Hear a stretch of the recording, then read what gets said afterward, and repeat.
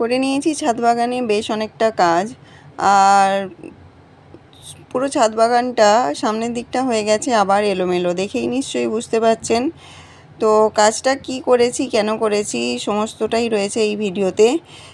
তো চলুন ভিডিওটি দেখে নেওয়া যাক।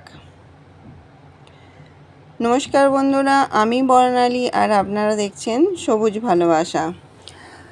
তো ছাদ বাগানটা তো মানে হয়তো আর থাকতো না, কিন্তু ভালো মানুষের সুপরামর্শে রয়েই গেল। আর রয়ে গেল যখন, তখন তো ছাদ বাগানটাকে একটু ঠিকভাবে আবার মানে নতুন করে মানে করতে হবে।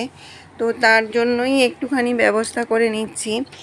আর শরীর ভীষণ খারাপ, মানে ভীষণ বলতে খুব যে খারাপ এরম নয়, হঠাৎই খারাপটা হচ্ছে। তো এখানটায় দেখুন আমি এইগুলো সব নামিয়ে দিয়ে এখানটা একটু পরিষ্কার করে নিয়েছি। আসলে আমি আজকে পুরো ছাদ বাগানটাতেই পরিষ্কার করে ঝাড় দিয়েছি, একদম সমস্ত টবের নিচে সমস্ত জায়গাগুলো পরিষ্কার করে আমি আজকে ঝাড় দিয়ে নিয়েছি। আর এই কাজটা করব কদিন থেকেই ভাবছিলাম, শর্মিষ্ঠা আসবার পর থেকেই ভাবছিলাম এই কাজটা করব, কিন্তু এই কাজটা করে ওঠা হচ্ছিল না। তো আজকে ভাবলাম না, একটু সময় আছে তাহলে এই কাজটা আজকে করেই নিই। পুরো কাজটা আমি কমপ্লিট করতে পারিনি, এইখানটা জাস্ট পরিষ্কার করেই রেখেছি। এবার এই টবগুলো এখনও গোছানো হয়নি, তো ওটা সময় বিশেষে গোছাবো। এটা আজকে আর হবে না, এই কাজটা আমি করব কালকে। তো এরকম কেন করছি সেটা একটু বলবো। সেটা হচ্ছে সমস্ত গাছই কিন্তু এরকমভাবেই কাঠের ওপর রাখা আছে, আর এইখানটায় পুরো লম্বালম্বিভাবে গাছগুলো ছিল। তো আমাকে ওদিকে যাবার জন্য যেতে গেলে পুরো এদিক থেকে ঘুরে ওদিকে যেতে হতো, নয়তো ওদিক দিয়ে ঘুরে ওদিকে যেতে হতো। তো জল দিতাম যখন, তখন তো আমি ওই গামলা থেকে ঝাড়ি করে জল নিয়ে সমস্ত গাছে জল দিই। তো তার জন্য অনেকটা সময়ও নষ্ট হতো এবং পরিশ্রমটাও একটু বেশি করতে হতো।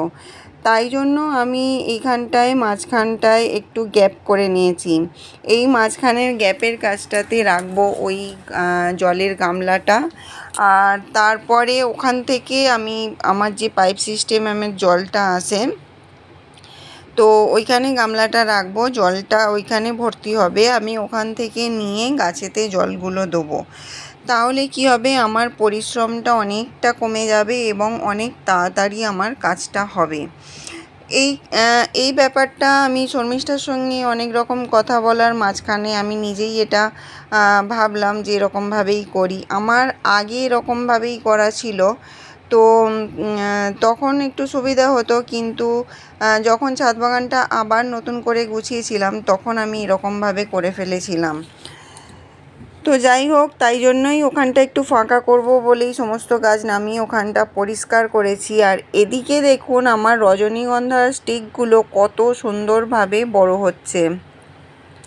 3টে স্টিক কিন্তু খুব সুন্দরভাবে হয়েছে। খুঁজছিলাম যদি আরও একটা আধটা স্টিক দেখতে পাই তো মনের আনন্দটা একটু বেড়ে যায়, কিন্তু না, দেখতে পাচ্ছি না।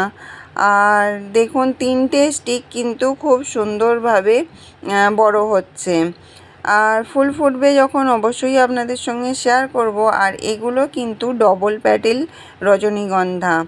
আর করে নিয়েছি, এই যে বললাম না পুরো ছাদ বাগানটা আমি আজকে পরিষ্কার করে ঝাঁট দিয়েছি। আর এখানটা একটা ড্রেন ছিল, এখানে একটু জল জমছিল, তো ওইখানে ড্রেনের কাজটা ক্যারেটগুলো সরিয়ে দিয়েছি। আর ওইদিকে যে নাকচম্পা গাছটা ছিল, এই যে দেখুন এই গাছটাকে আমি এখানটায় নিয়ে এসে রেখেছি। আর এখানটা খুব ভালো করে পরিষ্কার করে নিয়েছি, কারণ এখানটায় একটু জল জমছিল। আর আরও একটা ড্রেন আছে ওই দিকটায়, এই যে বালতিটা যেখানটায় আছে, এই যে জল আছে, এইখানে ড্রেনটাও ভাবছি একটু ফাঁকা করে দেব। ওটা পরে করব, আগে এখানটা পরিষ্কার করে নিই, এখানটা গুছিয়ে দিই, তারপরে আবার ওইখান থেকে দুটো টব সরিয়ে ওখানটাও একটু ফাঁকা করে দেবো। ড্রেনের মুখগুলো একটু ফাঁকা রাখলে কি হবে, বর্ষাকালে আমাদের ড্রেন জাম হচ্ছে কি না আমরা খুব তাড়াতাড়ি দেখতে পাবো।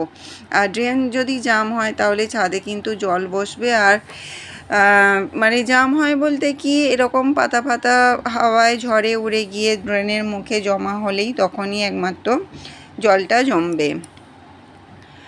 তো এটা যাতে না হয় অবশ্যই লক্ষ্য রাখতে হবে।